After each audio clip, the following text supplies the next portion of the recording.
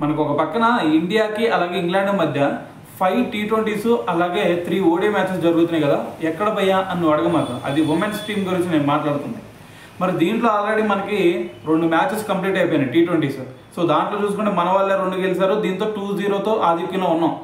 మరి ఇదంతా పక్కన పెడితే మరి ఈ 2 T20sలో మనకి స్మృతి మందన కూడా ఆడింది. స్మృతి మందన ఈ 2 T20sలో ఒక సెంచరీ కూడా కొట్టింది.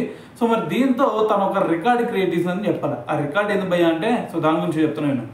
మనకి ఇప్పటి వరకు ఇండియన్ టీంలో బోత్ మెన్స్ ఉమెన్స్ టీంలో చూసుకుంటే 150 అబౌవ్ T20 మ్యాచెస్ ఆడిన ప్లేయర్స్ ఎవరన్నా ఉన్నారా అంటే మనకి ఇద్దరే కనిపిస్తారు.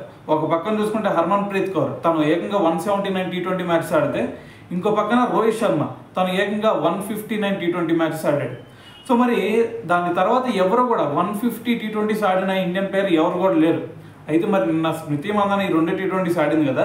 సో దీంతో తను కూడా 150 T20s ఆడిన సెకండ్ ఉమెన్స్ ఇండియన్ క్రికెటర్గా అయితే ఒక రికార్డు క్రియేట్ చేయడం జరిగిందనమాట.